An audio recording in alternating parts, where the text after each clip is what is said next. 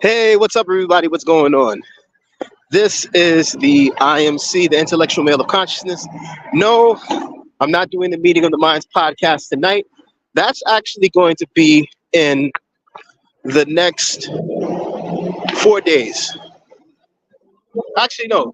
Yeah, the next 5 days. Sorry. Anyway, you guys know right now it is a fever pitch. Everybody's trying to see who's going to become president, who's going to win this election. There's been a lot of slander. There's been a lot of trash talking. There's been a lot of stuff that's been going on back and forth. But nevertheless, someone said um, tomorrow America's gonna have a gender reveal, and I kind of laughed when I saw it. My apologies for the bad light, but yeah, people are ready. Everyone is ready for this thing to be over. Some people are going to expose their true colors. Others have already lost friends.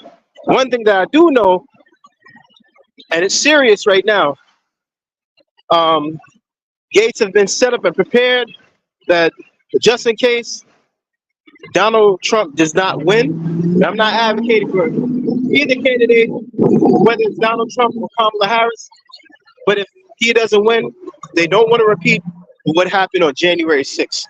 And if he does not win, let this be the first and the last time he throws his name into the ring. I don't think people want to see him again. They're tired of him.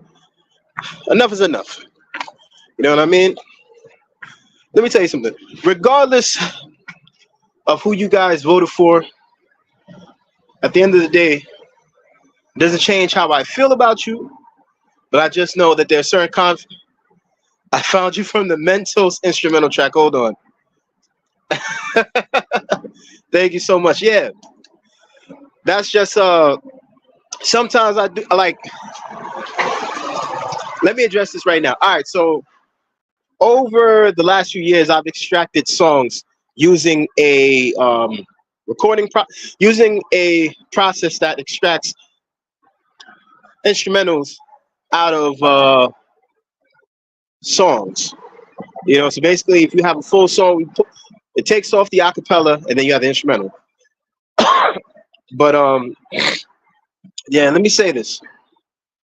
At the end of the day, it doesn't matter who you voted for. You're not going to lose my friendship. All I ask for you to do is to not engage in negative conversation with me. If you don't have anything positive to say, don't say it.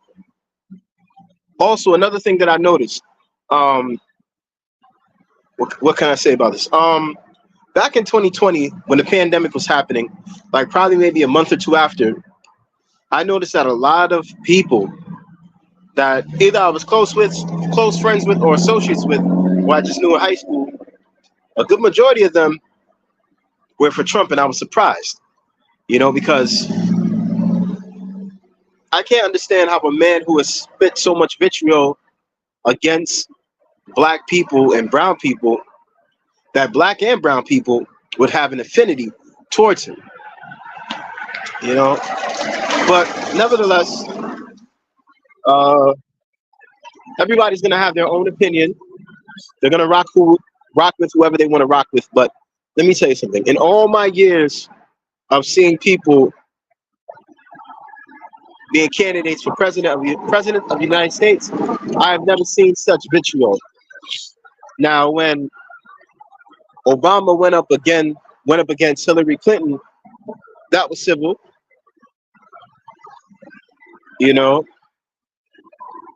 What wasn't civil was when Donald Trump came in. I think it was Donald Trump and Hillary. And it just seems like this guy, let me tell you something. This guy literally let out everything that he wanted to. He let people know, this is who I am. Yes, I am a racist. Yes, I am a rapist. All these different things. He let people know his true colors, right? And there are some rappers that were saying like, oh, people liked Donald Trump before he ran as president. Why they don't like him now? Because he's telling the truth. It's not even that. It's the fact that there are certain things that he's saying that's disparaging and disrespectful towards black and brown communities, and even those that are overseas, and people don't like that. With Kamala Harris, I can't really say that I've heard her say slander or be as nasty or disgusting as Donald Trump on stage. What I do know is that when she speaks, she's able to speak with grace, and also she takes a moment to pause and think about what she's going to say before she says it. You know, we have to come to an understanding as people that everyone is going to have their own opinions, but this presidency should not cause you to lose friends. It should not cause you to lose those that you care about, those that you love. Because if you allow that to happen to you, you know what else is going to happen? You're not going to have anybody. I remember a lot of black people saying, oh, we're free thinkers. We can think for ourselves. What this guy is saying is right. And I'm just trying to understand, why in the world would you want somebody as your president who could care less about you? Who, again, a few weeks ago mentioned the Central Park Five. And even when they were exonerated and it was proven that they were not guilty of that crime, and actually the real prisoner was in prison all the time for another crime, he never gave an apology. And he still stands by what he said back then, that they deserve the death penalty, even though they did not commit the crime. And it was proven that they didn't. You know, it's the even sadder thing. There are actually black people that still believe that they're guilty, even though their innocence has been proven.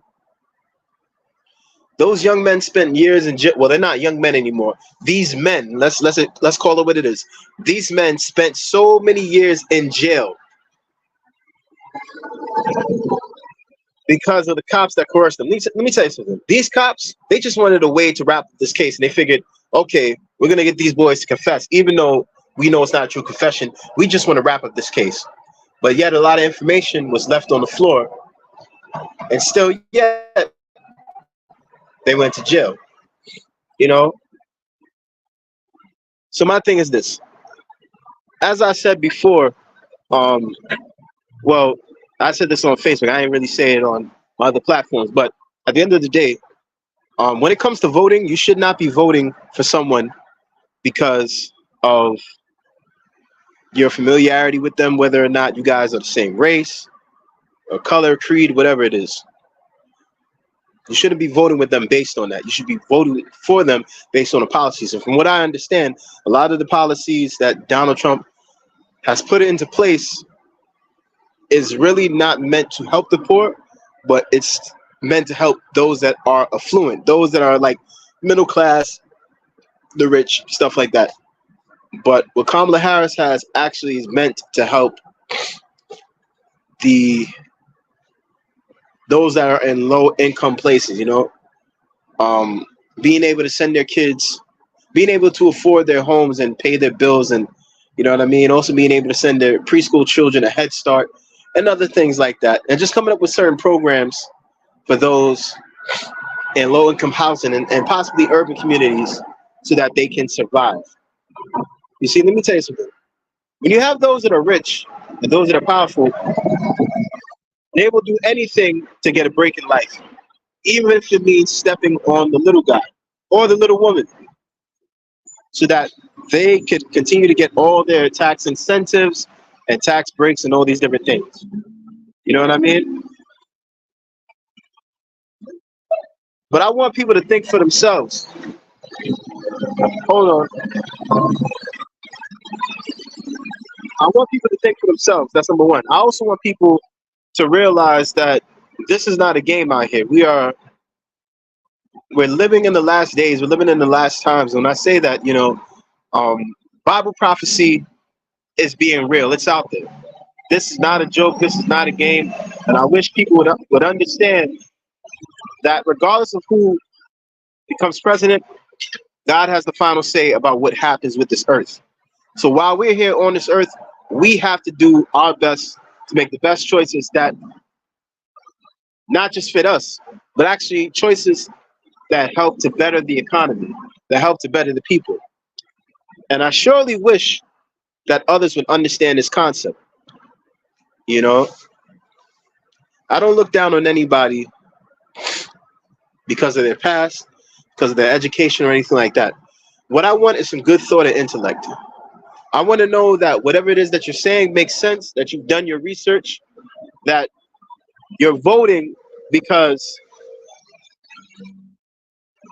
the policies that will be put in place will help better the people, that you're not just voting because of familiarity. We don't need that. People voted for Obama for 2 terms. The first time they voted for him because he was black. The second time, I'm pretty sure some people voted because of policies, but then you had those that still continue to vote for him because he was the first black man in office. And it should not have taken decades in order for that to happen. And now it's possible that we might have a woman as the first president. I don't really see it because, like, I can't imagine a woman running the United States of America. But we will see tomorrow what happens. Anyway, y'all take care. Much love. Peace.